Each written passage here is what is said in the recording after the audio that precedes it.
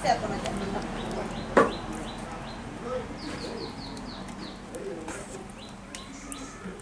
ไปกินยาเนาะไปกินยาซองโตจะเฮ็ดกอยกินจากในเฮ็ดกอยเด้อจากในจะเฮ็ดให้เบิ่งเด้อกินจำบาสบีเด้อเนาะ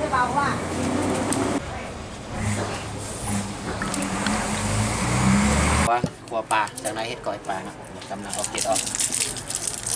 เก็ดปลาประมาณโลปลามากินยากินยาเด้อมากินยาเนาะเฮ็ดจำบาสบีเฮ็ดกอยกินแซ่บๆ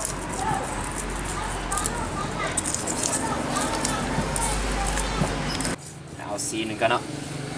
ซีนปลาเฮ็ดแซ่บๆนี่ตัวนี้ไงโลปลา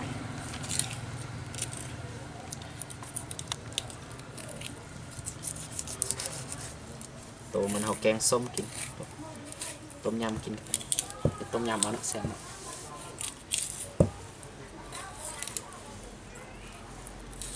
ก็นั่งงอกกันนะลองเอานั่งนี่ออกก่อนเพราะว่าอาชีพเห็ดกอยสบายเห็ดอันนี้เลยเนาะลองนั่งครับง่ายๆเนาะ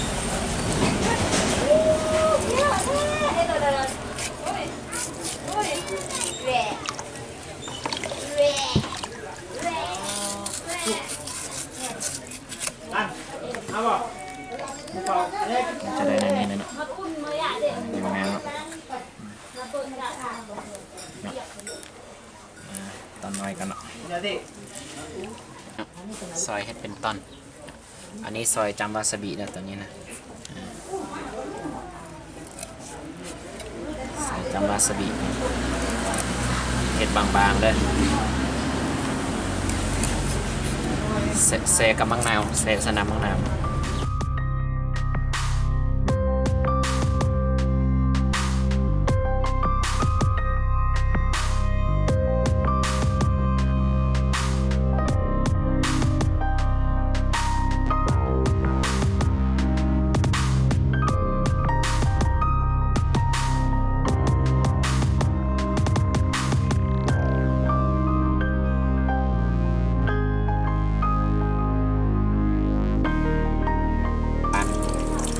บันมะนาวสีนะมะนาวสาง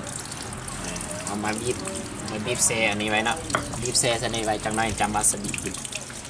พาลงได้ดีกว่า เอาลงนี้ซะเนาะ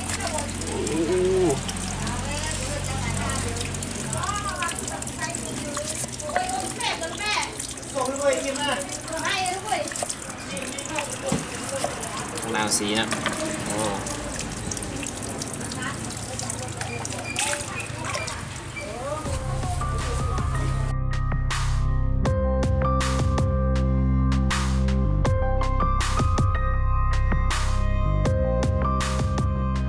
ก้อยซอยก้อยกินก้อยเนาะก้อยนี่เห็ดน้อยนิดนึง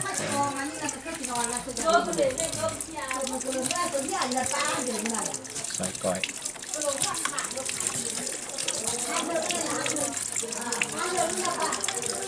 ได้ยังเอาไปเจียวด้วยเจียวพี่ช่างเลย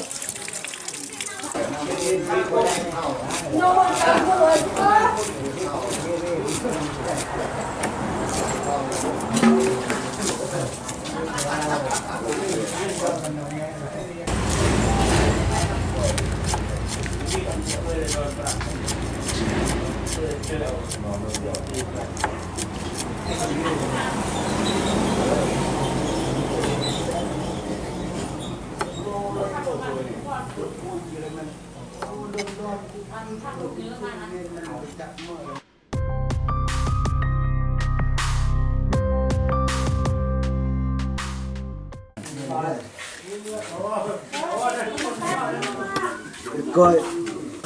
เล่า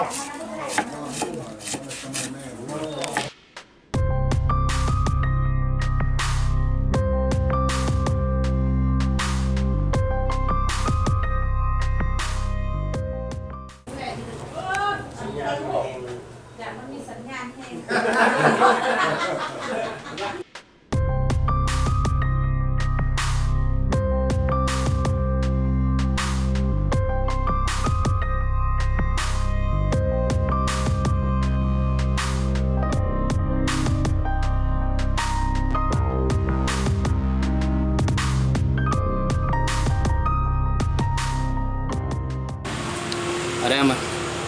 จำวาซาบิ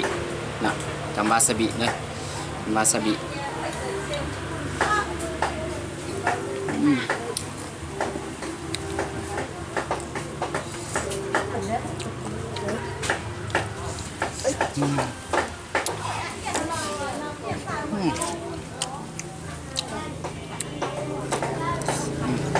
วาซาบิเนาะแซ่บๆนะ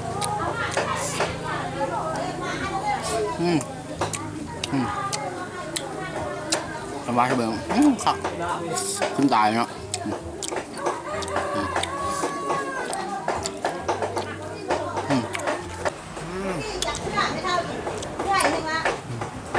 จำเสียเจียวให้ไปเห็นได้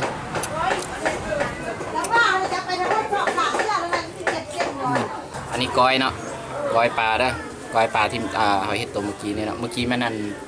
ซอยจำวาซาบิเดี๋ยวนี้มันก้อยเนาะก้อยปลามึงนะ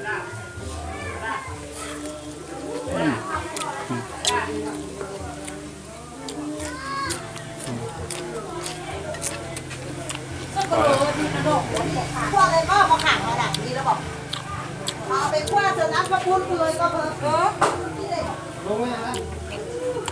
ที่ได้อ่ะ